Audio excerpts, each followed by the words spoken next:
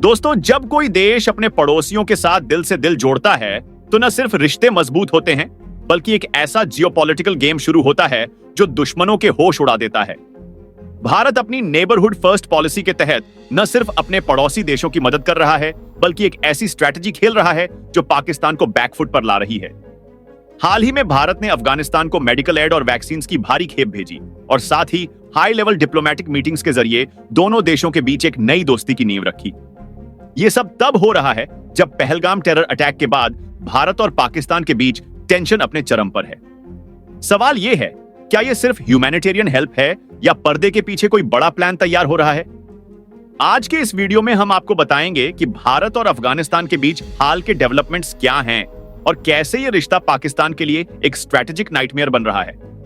यह सिर्फ खबर नहीं, बल्कि भारत की ग्लोबल ताकत का एक नया चैप्टर है। चलिए शुरू करते हैं। भारत की नेबरहुड फर्स्ट पॉलिसी हमेशा से अपने पड़ोसी देशों के साथ दोस्ती और कोऑपरेशन को बढ़ाने का मंत्र रही है। इस पॉलिसी के तहत भारत नेपाल, भूटान, बांग्लादेश, म्यांमार और अफगानिस्तान जैसे देशों को इकोनॉमिक, मेडिकल और इंफ्रास्ट्रक्चर सपोर्ट देता है। 24 अप्रैल 2025 को भारत ने अफगानिस्तान को 4.8 टन वैक्सीन डोनेट किए, जिनमें रेबीज, टिटनेस, हेपेटाइटिस बी और इन्फ्लुएंजा जैसी खतरनाक बीमारियों से बचाव के लिए वैक्सीन शामिल थे। यह मदद उस वक्त भेजी गई जब अफगानिस्तान का हेल्थ केयर सिस्टम तालिबान के कंट्रोल के बाद अभी भी स्ट्रगल कर रहा है। इसके अलावा 25 अप्रैल 2025 को भारत ने नेपाल को थैलेसीमिया और सिकल सेल डिजीज के पेशेंट्स के लिए $2 मिलियन, लगभग 16 करोड़ रुपए की मेडिसिन और वैक्सीन भेजे। ये ह्यूमैनिटेरियन एफर्ट्स दिखाते हैं कि भारत अपने पड़ोसियों के लिए एक रिलायबल पार्टनर है। लेकिन पाकिस्तान इस पॉलिसी का हिस्सा क्यों नहीं है? क्योंकि पाकिस्तान ने बार बार टेरर अटैक्स और क्रॉस बॉर्डर इन्फिल्ट्रेशन के जरिए भारत के साथ दुश्मनी to try to destabilise India. Pahalgam attack, जिसमें 26 लोग मारे गए, का लिंक भी पाकिस्तान बेस्ड ग्रुप से जोड़ा जा रहा है और इस वजह से भारत ने पाकिस्तान को डिप्लोमेटिकली और इकोनॉमिकली आइसोलेट करने का प्लान बनाया है। भारत और अफगानिस्तान के रिश्ते सिर्फ ह्यूमैनिटेरियन एड तक सीमित नहीं हैं। यह एक स्ट्रैटेजिक पार्टनरशिप है जो पाकिस्तान के लिए एक बड़ा खतरा बन रही है। 27 अप्रैल 2025 को भारत के मिनिस्ट्री ऑफ एक्सटर्नल अफेयर्स के स्पेशल रिप्रेजेंटेटिव आनंद प्रकाश ने काबुल में तालिबान के फॉरेन मिनिस्टर मौलवी आमिर खान मुत्ताकी से मुलाकात की। यह मीटिंग एक मेजर डिप्लोमेटिक डेवलपमेंट थी, क्योंकि भारत ने तालिबान के साथ सावधानी से एंगेज करना शुरू किया है, भले ही ग्लोबली उनकी रिकॉग्निशन न हुई हो। इस मीटिंग में दोनों देशों ने ट्रेड, सिक्योरिटी और रीजनल स्टेबिलिटी पर चर्चा की। भारत ने अफगानिस्तान को प्रॉमिस किया कि वो मेडिकल एड के अलावा एजुकेशन, इंफ्रास्ट्रक्चर और कैपेसिटी बिल्डिंग में भी मदद करेगा। इसके बदले अफगानिस्तान ने भारत के साथ काउंटर टेररिज्म और बॉर्डर सिक्योरिटी पर कोऑपरेट करने का कमिटमेंट दिखाया। यह पाकिस्तान के लिए एक झटका है, क्योंकि अफगानिस्तान के तालिबान रिजीम ने हाल ही में पाकिस्तान के खिलाफ भी सख्त स्टैंड लिया है। उन पर एंटी तालिबान ग्रुप्स जैसे टीटीपी, तहरीके तालिबान पाकिस्तान को सपोर्ट करने का इल्जाम लगाया है। भारत का यह डिप्लोमेटिक मूव दिखा रहा है कि वो अफगानिस्तान को अपने स्ट्रेटेजिक ऑर्बिट में ला रहा है, जो पाकिस्तान के वेस्टर्न बॉर्डर पर प्रेशर बढ़ाएगा।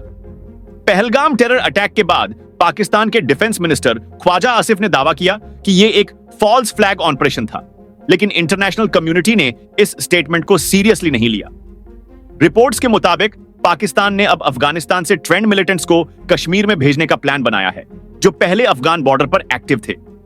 ये फाइटर्स, जो लश्कर-ए-तैयबा और द रेसिस्टेंस फ्रंट (TRF) जैसे ग्रुप्स के साथ लिंक्ड हैं, कश्मीर के पीसफुल एनवायरनमेंट को डिस्टर्ब करने के लिए डिप्लॉय किए जा रहे हैं।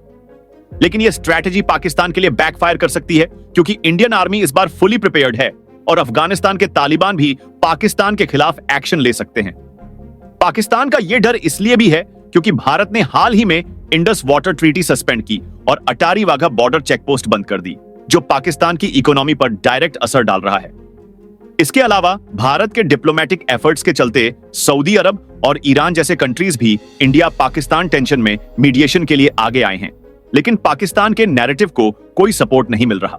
भारत का अफगानिस्तान के साथ बढ़ता कून ऑपरेशन न सिर्फ ह्यूमैनिटेरियन है, बल्कि इसका जियोपॉलिटिकल इंपैक्ट भी गहरा है। अफगानिस्तान के साथ दोस्ती से भारत को सेंट्रल एशिया के ट्रेड रूट्स तक एक्सेस मिल सकता है, जो चाबहार पोर्ट प्रोजेक्ट के थ्रू मजबूत हो रहा है। भारत ने अफगानिस्तान में सलमा डैम, पार्लियामेंट बिल्डिंग और मल्टीपल स्कूल्स जैसे इंफ्रास्ट्रक्चर प्रोजेक्ट्स में भी इन्वेस्ट किया है, जो अफगान अवाम के दिल में भारत के लिए रिस्पेक्ट बनाता है। इसके अलावा भारत ने अफगान स्टूडेंट्स के लिए स्कॉलरशिप्स और वीजा फैसिलिटीज को भी आसान करने का प्लान बनाया है, ताकि यंग अफगान्स भारत में एजुकेशन और ट्रेनिंग ले सकें। ये कल्चरल और एजुकेशनल टाइज दोनों देशों के बीच ट्रस्ट बिल्ड कर रहे हैं।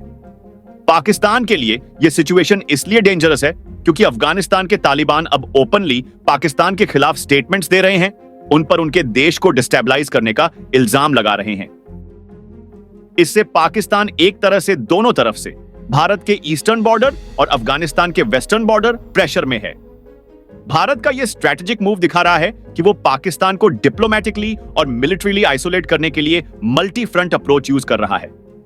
पाकिस्तान इस वक्त न सिर्फ एक्सटर्नल प्रेशर फेस कर रहा है, बल्कि इंटरनल चैलेंजेस से भी जूझ रहा है। बलूचिस्तान में सेपरेटिस्ट इंसर्जेंसी बढ़ रही है और टीटीपी के अटैक्स ने पाकिस्तानी मिलिट्री को वेस्टर्न बॉर्डर पर स्ट्रगल में डाल दिया है। हाल ही में पाकिस्तान ने क्लेम किया कि उन्होंने 71 मिलिटेंट्स को अफगानिस्तान बॉर्डर पर मारा, लेकिन यह भी एक इंडिकेशन है कि उनकी सिक्योरिटी फोर्सेस ओवरस्ट्रेच्ड हैं।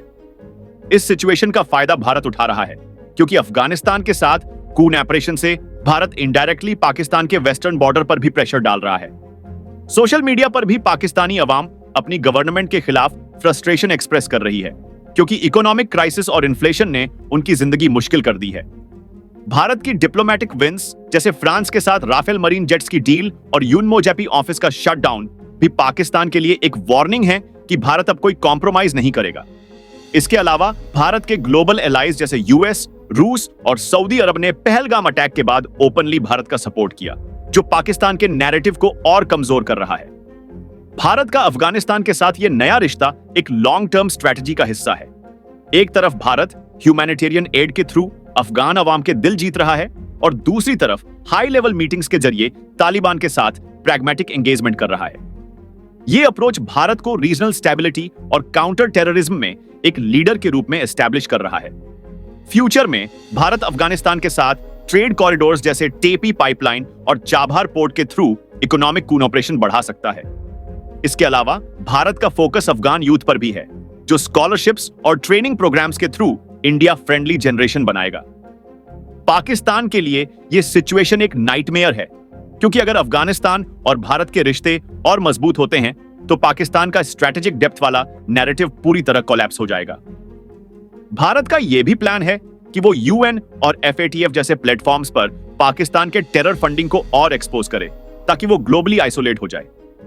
पहलगाम अटैक के बाद भारत ने पहले ही 20 कंट्रीज के डिप्लोमेट्स को प्रूफ्स दिखाए हैं और यह डिप्लोमेटिक ऑफेंसिव आगे भी कंटिन्यू होगा।